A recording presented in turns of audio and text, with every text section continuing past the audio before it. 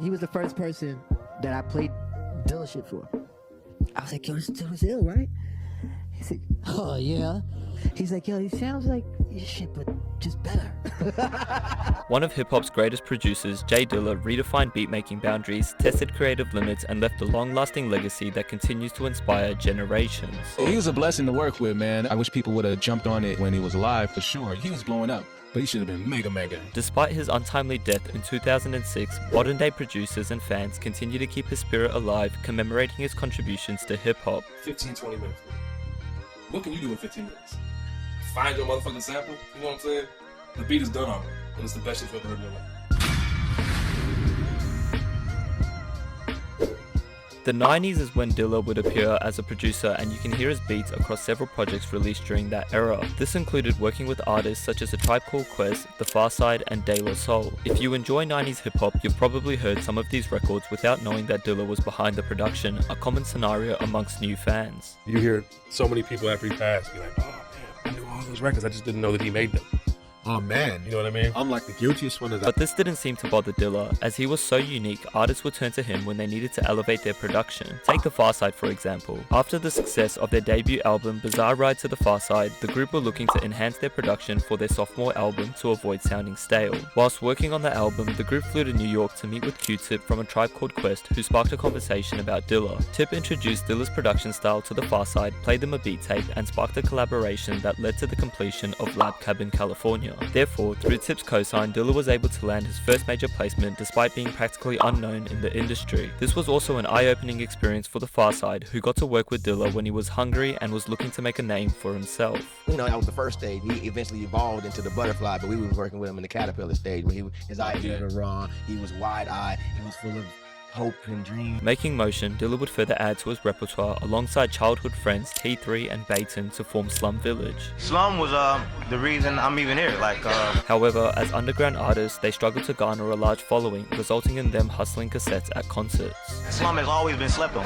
And I tell people they think I'm either frustrated or bitter at them. It's like, no, they gotta understand that. I was there through all of that, through all of the rejection. But Dilla was an exception, as he had done major placements already. This meant that artists keen on collaborating would have heard the project one way or another. Specifically, they would have heard Dilla's drunken swinging drums and flawless sample flips all over the fantastic tape. Questlove of The Roots in particular was a huge Dilla fan, and together they went on to form the Soulquarians. If you listen to modern jazz rap, you're likely hearing the influence of the Soulquarians, who popularized neo-soul. Using unique sample chops, Dilla provided a modern groove to soul music while staying true to its roots. It's the equivalent of someone solving a 10,000 piece puzzle in record time. Despite his kick or snare seeming out of time, Dilla would program his beats to create a synergy amongst artists. He was an engineer in school, so there's a lot of mathematical things going around in his mind at all times, but he didn't talk a lot. After shaping several Soulquarian projects, Dilla unfortunately left due to internal conflicts, allowing him to focus on his solo career.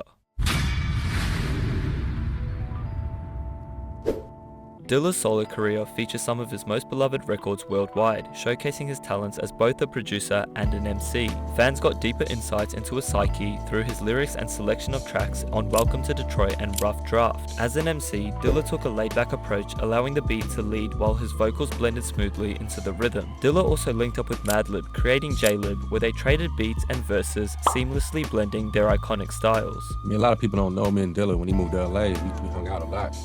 Record shopping with the clubs, got faded, seen him get ready to scrap with people, you know what I mean? We just connected on a music level from there, we was just good friends. These albums contain some of Dilla's most experimental, multi-layered production, pushing the underground sound and solidifying that Dilla feel. His beats featured ultra swing, crisp live drums, tough synth bass lines, and endless sample flips that redefined the groove. Off of these projects, Dilla performed alongside artists like Madlib and Frank and Dank, even while in a wheelchair. Sadly, that wheelchair signified his declining health, a reality he fully understood, leading to one final release and his magnum opus, Donuts. Donuts is widely considered as one of Dilla's greatest, if not greatest, full-length project. He tapped into a vast variety of soul and funk samples, warping each sound into his exact vision, transforming samples into something entirely unexpected. Donuts is a one-of-a-kind beat tape, where rich samples and intricate fills let Dilla speak through his beats. Also, themes surrounding pain hit even harder, knowing that Donuts was created while Dilla was in and out of the hospital battling lupus, making his ability to piece it together a true testament to his tenacity and passion for producing. What makes Donuts is so amazing is that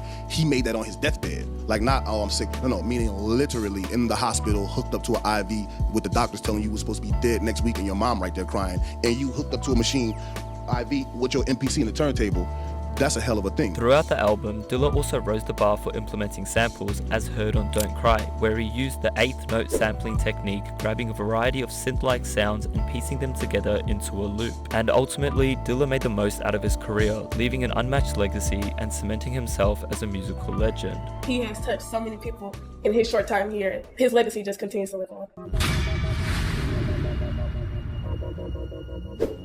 Dilla paved the way for modern producers with his subtle yet influential techniques heard in today's music but often unnoticed. Journalists like Dan Charnas have been instrumental in putting Dilla on and dedicating an entire book to him, Dilla Time. Also being an audio engineer, Charnas first noticed Dilla's unconventional time feel while mixing commons like water for chocolate. And the hi-hats were not swung. What is making them sound swung?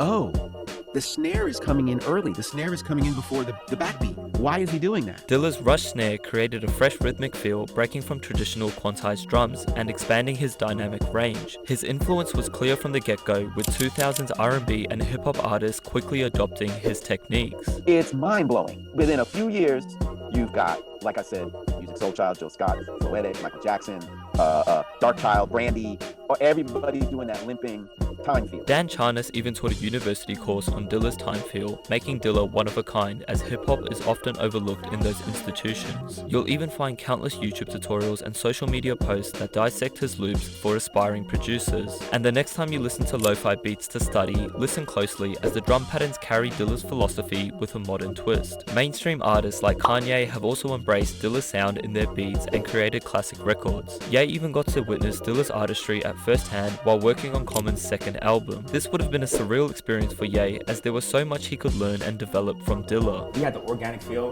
but still the sonics would break through, and he could give you a warm sound that still cut through speakers. Many credit Ye as the greatest modern producer for his soul sampling, but it all traces back to Dilla. Without Dilla, he may have never been inspired to create those chipmunk soul beats, and the same goes for Kendrick Lamar's production. Kendrick's To Pimp a Butterfly is filled with 70s soul samples, with hints of Dilla's flair being heard throughout. The 9th track, Mama, is reminiscent of Dilla's production, containing rhythmic soul vocal chops and inflections. The song's intro also features a voice saying they need that sloppy, which beyond its literal meaning could be referring to that drunken groove of Dilla's drums. It sounded like the kick drum was played by like a drunk 3-year-old. And I was like, are you allowed to do that? So it's like,